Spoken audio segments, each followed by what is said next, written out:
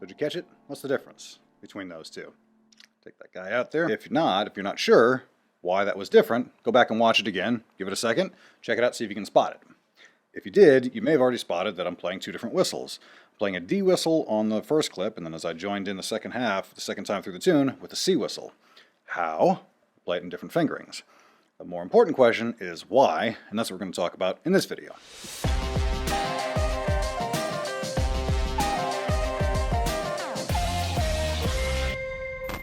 First things first, this is basically a stupid whistle trick. It's a parlor trick.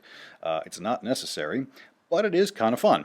And it does give you the opportunity to think about certain tunes in a different way, which that's really the answer to that question. Why would you bother learning a tune in a different fingering to make it in the same key so that it would still be playable with other people, say if you were at a session? And the reason for that is it gives you different options, different ornaments, different variations. The first time through that tune, which is called the Walls of Liscarroll, by the way, it's in D minor. And if you've tried to play tunes in D minor on a D whistle, you don't have a ton of options because you're lacking an F natural key, a B flat key, some of those other things that would be more a part of that scale. So as a result, the tunes tend to just fit. For one thing, they fit in a scale where, let me grab the actual whistle that I played that on. So your last note, your bottom note, is D. Fortunately, this tune doesn't go below that. Some of them do, and that's where you need keys and other options. But it's also a fairly simple tune, which is why it's a great one to learn, and why it's such a cool one to switch around and play on a different whistle. In this case, I'm playing it on a C whistle. I'm playing it from, speaking in terms of D whistle world, I'm playing in E fingering, which would be this, and here on the C whistle, you just take one step up and you're in D minor. So it's played just like an E minor fingering on a D whistle. Hopefully that wasn't as confusing as it just sounded coming out of my head. Hopefully you get the idea, and maybe it'll make more sense as we go through this a little bit. But the point is, it gives you the option of being able to do ornaments on that low note. Playing on a D whistle and D minor, you don't have a note below that. This is the last thing you got. So it does give you crayons and some cool effects and things that you can do, but when you switch it up and play it in E minor fingering, you've got that tap option. You've got slides that come off below the note below. You can still do the crayon on the low E if you just happen to like that sound, but it's a lot more flexible on the whistle. Again, flute, accordion, fiddle, you've got all those other notes, so you've got a lot more options, whereas on the whistle we really don't. And that's where mixing up the key can make it somewhat interesting, I think. Now, I'm not going to spend this video going through the exact melody in two different fingerings. I'm going to leave that up to y'all. What we're really going to talk about is the differences in different ornaments. So let's start in the key of D on the D whistle, which is going to be a lot more common and what typically people will be doing. Here's what you get in the beginning of that tune. You get that crayon on the high D as an option, and a crayon on the low D is an option.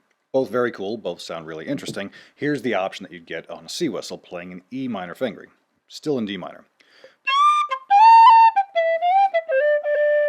See how kind of sneaky and minery and dirty that sounds? As you get the option of hitting that note below the main melody note here in this case.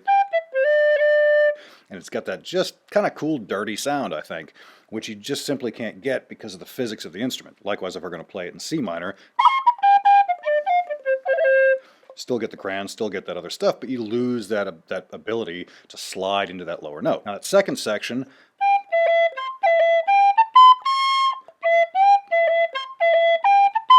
a couple of nice short rolls that you can do in the F sharps. A lot of that's going to translate, so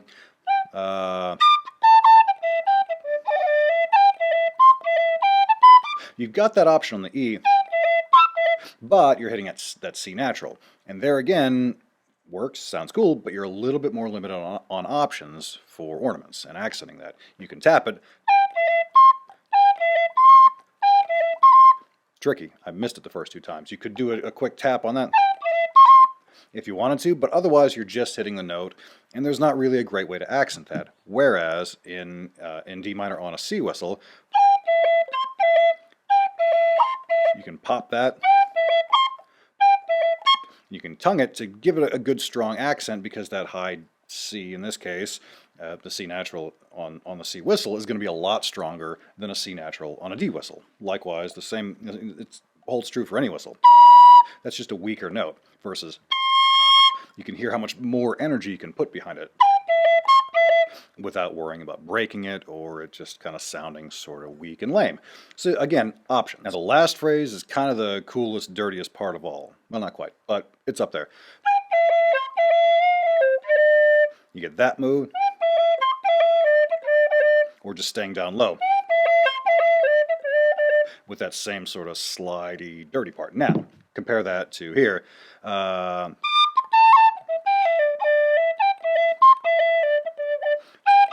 Again, C natural there doesn't give you a lot of options. And you get those nice cool taps on the E, but again on the bottom D,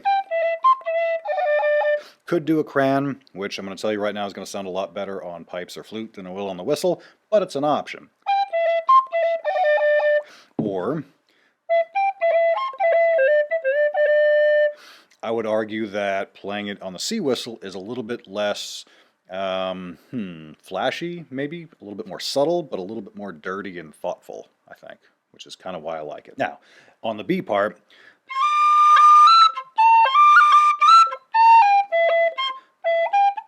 that second section's the same, but you get those nice slidey bits on the E fingering here. And you can do a cool little triplet there, which is pretty hard to do on that. Right? So versus,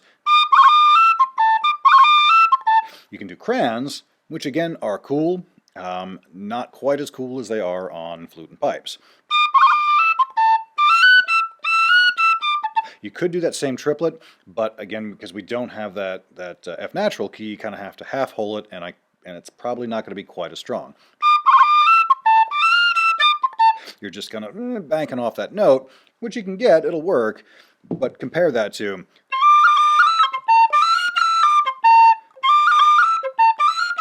very easy to get, nice and clean. And then carrying on, we've got that same phrase, and then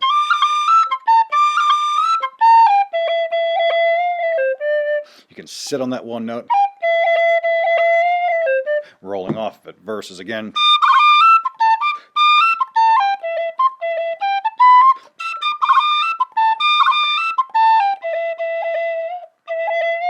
you could slide into it, you could get that F natural, but just not quite as strong. So you have to come up with some other options. And in the D minor fingering here, I would probably go back to the cran. I'm not saying that one is better than the other, and again, this is not something you're going to want to spend a ton of time on, probably. There's a million other tunes to learn rather than just learning the same ones different ways. So see if this is something you guys would do. It's a cool way to kind of kickstart your brain if you're in a rut, or if you've just been doing a lot of the same stuff. Try it out. See what you think, let me know. I wouldn't recommend changing keys at a session. You're going to get some weird looks. I wouldn't bother with it there. But for fun, it's pretty awesome. Alright guys, see y'all next time. Cheers.